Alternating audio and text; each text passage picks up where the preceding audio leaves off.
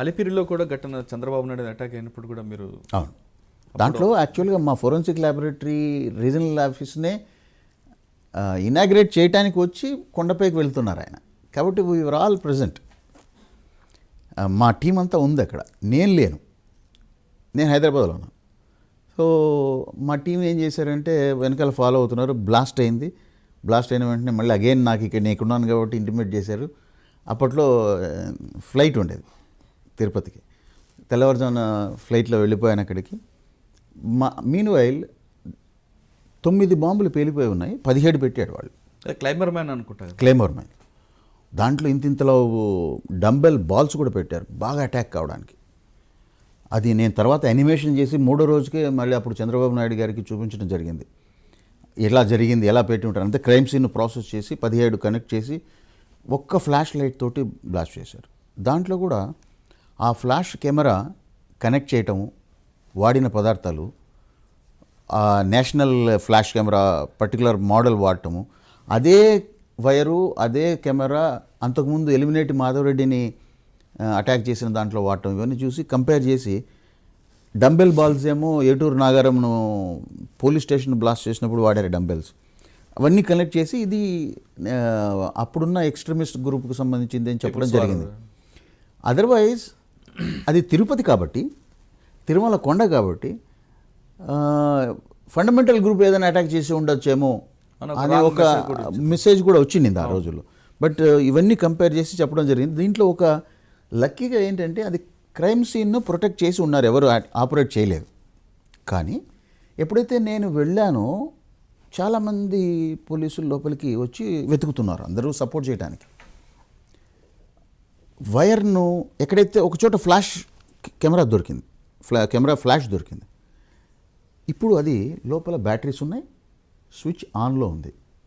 లోపల మీకు ఫ్లాష్లో వెనకాల రెడ్ లైట్ వస్తుంది, రెడీ ఉంది అన్నప్పుడు. అది రెడీగా ఉంది. అప్పుడు కన్నా దాన్ని నొక్కి ఉండింటే మిగిలిన 8 బాంబులు అప్పుడు పేలేవి. ఓకే, ఇంతమంది మేము పోలీసులు ఉన్న చోట, సర్చ్ ఆపరేషన్ జరుగుతున్న చోట 500-600 మంది ఉన్నారు. దాంట్లో ప్రెస్ వాళ్ళు కూడా ఉన్నారు. వాళ్ళని చెప్తే కూడా పోవటం లేదు ప్రెస్ వాళ్ళు.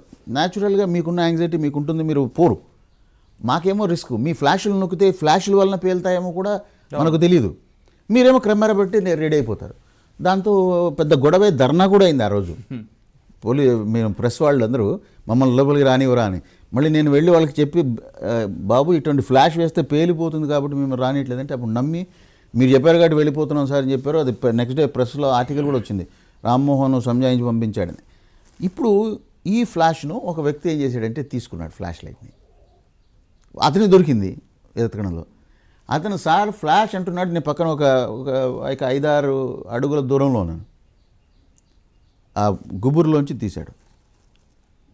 ఒక సెకండ్ నేను నా మైండ్లో ఇప్పుడు నొక్కితే పేలుతుంది అని నా ఎక్స్పీరియన్స్ చెప్తుంటే ఆల్మోస్ట్ ఈ 5 అడుగులు జంప్ చేసి మన చేతుల నుంచి లాక్కున్నాను. నిజం.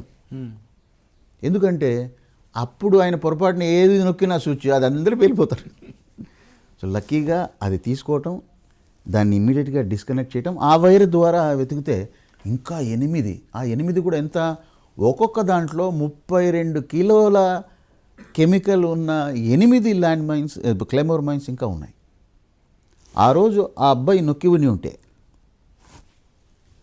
ఇదంతా స్కెచ్ ఎవరు వేశారు అనుకుంటున్నారండి? అప్పుడు పేర్లు చాలా వచ్చాయండి. అంటే అప్పుడున్న పోలీస్ రికార్డు ప్రకారం తక్కెడపల్లి వాసుదేవరావు అలియాస్ వాసన్న, ఆసన్న అంటే ఆసన్న అలియాస్ ఆసన్న చేశారు. అంటే ఈ ఆసన్న పేరు 2 చోట్ల కూడా వచ్చిందండి, 3 చోట్ల వచ్చింది ఇన్ఫ్యాక్ట్. అది ఎక్కడ ఏటూరు నాగారం బ్లాస్ట్ అని, మాధవరెడ్డి బ్లాస్ట్ అని, ఈ అలిపిరి అటాక్ అని, ఈ 3 కూడా అతని పేరు విపరీతంగానే ప్రచారంకి వచ్చింది.